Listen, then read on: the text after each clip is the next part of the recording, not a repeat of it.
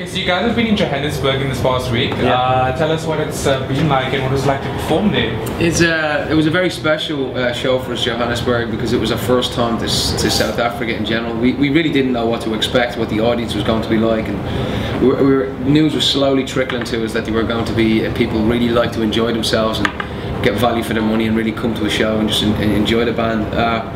And that's our mentality as well. But it all changed when we walked into the Coca-Cola Dome and realised that just before you go on stage they tell you that there's 18,300 people. It's at a record capacity in there. They opened extra areas to let people in to see us, and there was still lots of people trying to get in and stuff. So it's such a humbling feeling. All we ever want to do is just play a great show.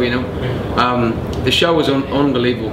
It's definitely something we're going to remember for the rest of our lives. It was a very special performance, very special show. The audience really just made it for us. The people in general, we've been getting treated very well everywhere we go. We're being treated like kings, so very spoiled boys. We'd like to stay here longer. Yeah, I think it'd be nice to do a holiday here. It'd be kind of cool. We didn't know what to expect. We heard that the Joburg fans, they love just getting out and having a good night, and that's what we love as a band to do.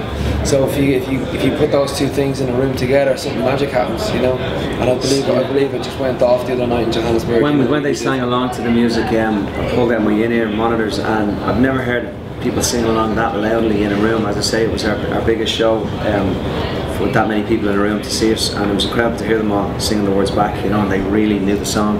And to be that far away from home, to hear people singing that music back it's really a incredible thing for us. And to do our first show here, for it to be that big, it's never happened before like that, to go somewhere for the first time and have that amount of people in a room, so it's a blessing, For us, I love the carnival spirit you hear, just how welcoming everybody is. We as Irish people are the very same, we welcome every nation with our arms open, and that's exactly the way we've been treated since we got here.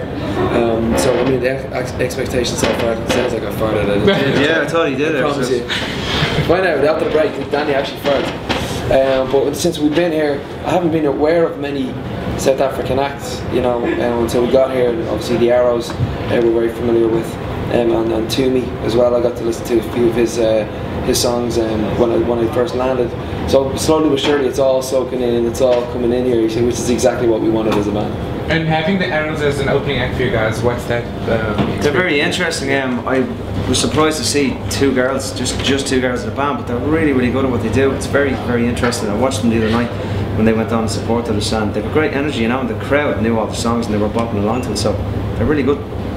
And if you compare South African audiences to from where you performed around the world, how would you say the spirit and energy is much different over here to some of the other fan bases? We've been very lucky as a band that our audience, just our own audience, can't speak for anyone else, is pretty much the same everywhere we go, and just different levels of the same, but they always come to sing the songs. They always come, almost with a lyric sheet ready to kind of go from the top of the song to the top of the gig to the end.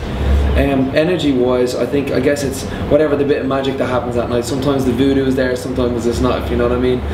But it's we've been very, very blessed. Even our support acts always say it's like, I've never played to a crowd like that. Someone who's just willing to experience the new music as well, the support act as much as the main act too, so it's great.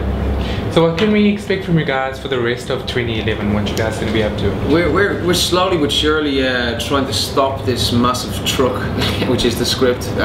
We've got the Aviva Stadium next week. We play back home in Ireland, and then we've got a bunch of festivals, and we've got our American Fall tour, which all that is ahead of us. But for us, because we've been touring for so long, that we're actually seeing the end of the light at the end of the tunnel a little bit. We get to get a break around October or November I would say. Probably. Yeah, more realistically be November, and we get a chance to just go home and just hopefully be normal for a little while, which is hard to do, because as soon as you become normal again, you have to go back out and tour again. So we tour more than we're off, so that feels normal to us. So to go home and try and be family men and go and buy milk in the shop is very strange for us right now.